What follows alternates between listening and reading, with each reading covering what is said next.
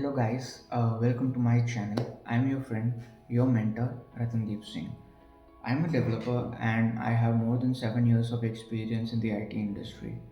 I graduated in the year 2016 and since then I work for a couple of organizations. I will start a series in which I'll teach about the most commonly used JavaScript library, and it's a front-end library which is React. Before we get into the video, make sure you subscribe my channel and hit a like on this video if you find my content useful. So as you must know, in React, we divide our UI into many components. Let's say we would have a header component, and then we would have a body in which we would have many components, many sections, and then we would have a footer component. And these components are written either as classes or as a function. Uh, in our upcoming series, I will focus mainly on functional components. In our upcoming series, I'll start teaching about React hooks. React hooks are used in functional components. Hooks are nothing but a function, and each hooks are used for different purposes. And the most commonly used React hook is useState hook. So in today's video, let's learn about useState hook.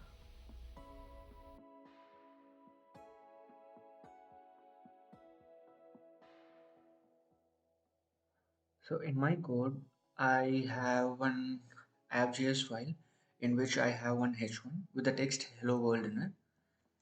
Let's import useState from React and let's console it out to see what it returns. Since useState is a function, let's do a function call and check out what it returns. Okay, so it returns as an array of two elements, okay, in which the first element is the state variable itself, and the second element is a function. It is called a setState function, and it is used to change the state variable. In this case, the state variable is undefined because we haven't set any initial value to it. We can set that by sending an argument in the use state. Let's say we send blue. Okay, so the state variable is now blue, and the setState function, it shows as F only. So this is a function which is used to change the state variable. Let me show you an example of it. Now that we know that the useState returns an array of two elements, we can destructure it. Let's say color and set color. Okay, so the state variable is color and the set state function is set color. Use state of, let's give us an initial value of red. Okay, so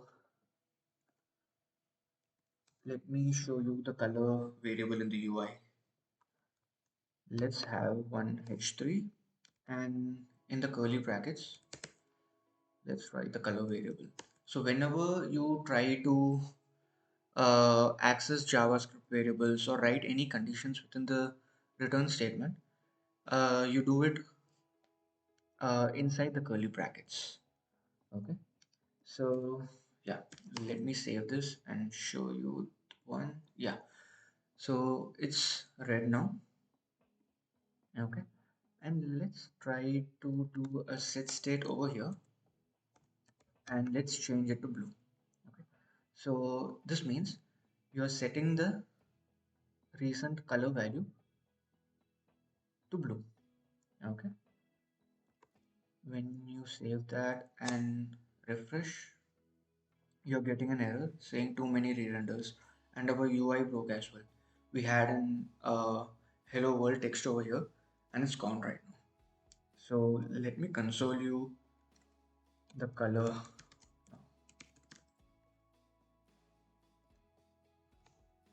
Okay, so what happened here is initially the value was red. Okay, after the set state it changed to blue. Okay, so what happened is that when you do a set state, our component re-renders. In this case, the app component re-renders. That means the app component is called, and again, this set of code executes. Again, the set state happens, and again it re-renders. So it creates an infinite loop over here. Okay, so this is not the right way to use set state functions. So the right way is that we trigger any event. Let's say we change the color. Okay, let's have an on-click event. Let's give us a callback function. So this callback function is executed whenever we click on the change color. Let's give set color to blue and let's refresh it now. Okay. So we got back our UI and all the errors are now cleared. So when you click on change color, it changes to blue. So our UI is re-rendered again. This component is re-rendered and this div is returned again with hello world and the new color value. Okay, let's make it a little more interesting. Let's give a style attribute. So in React we write style in an object. So the outer brackets is to write a JavaScript variable inside it, and the inner bracket is nothing but an object. So we write style as an object. Let's access the color state variable. So this color is it's going to be the color of hello world, and this color is the state variable itself. And let's have a background color of yellow. Okay, so initially it's red. When I click it, it changes to blue. So this looks more dynamic. And since the key and value have the same name, we can just write it once, and let's make it even more dynamic. Like when you click on the change color now, it changes to blue, and that's it. It doesn't do anything else. So if you want to make it do, you know, a bit more, what we can do is if color is red, uh, you set the color value to blue, else set it back to red. So what it does is that initially the color value would be red, right?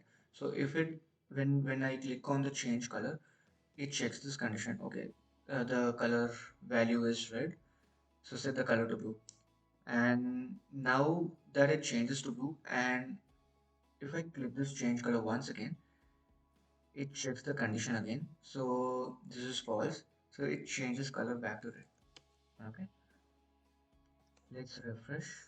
So when I click, it changes to blue and it changes back to red, and so on and so forth. Okay, so this is one way, this is one example of use state. Let me show you a very important example of set state. But before that, I mentioned you that we can only change this color variable using the set state function, right? Let me show you one example of it. So you can even do like if color is red, you can just change the color value to blue, right? And else change the color value to red. Like you guys must be thinking, why do we need set color when we can directly change the color value to blue or red, right? So when I refresh it and change color, okay, so the first error that we are getting is assignment to constant variable. So since the color is constant, okay, we cannot change the value of color. So let me change this to lead, okay, and when I click it, it doesn't do anything, right? Because it doesn't make our UI to render again. It doesn't calls the component again because there is no set state involved in it. So if you want your UI to render, okay, it's necessary you do it with set state. Okay. If you try and console the color variable, let me refresh it. Okay, so it changes, right?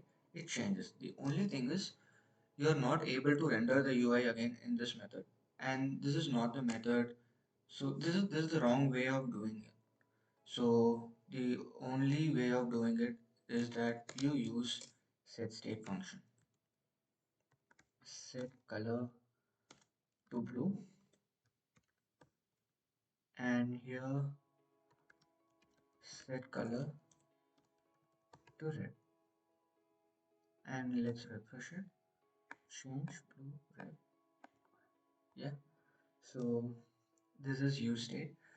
Let me show you another example, and this is a very important example. Let's delete this button, this H3, this style, and the state as well. Okay, let's declare a state count set count equals to use state of 0, and let's have one H3. It's not necessary that you should always have an H3. You can also give H1. Okay, and let me access the count variable. So as I said, we have to access within the curly brackets and save this. Okay, so the current value is 0, the initial value is 0, and let's increment the count. Okay, let's have a button that says increment. Let's have a on click event. Let's have a function that must execute on click of this, and let's set count to count plus 1. Okay, so when I save it and I refresh, when I try and click this button, it changes to 1, and then it increments to 2, and so on, right? So there is another way, and this is the way you must use whenever the change in state depends on the state variable itself. That is, in this case, when we try to change the state, it depends on the state variable itself. That is the previous value of the state, right? So whenever this is the case, you have to write another callback function, which we call as an updater function. Okay. In this preview is nothing but the previous value. Okay. So what it does is when I click on increment, it takes the previous value, previous count value only. Okay, just don't think that this is some other variable. This is this count variable. So it takes the exact previous value 0, and it increments to 1, and that 1 is returned, and it's set to count. Okay, so let me show you the output. Let's refresh it, increment. Okay, so you must be saying that there is no difference. Yeah, in this case, there is no difference. Let me show you an example where it makes a difference. Okay, let me delete the whole thing.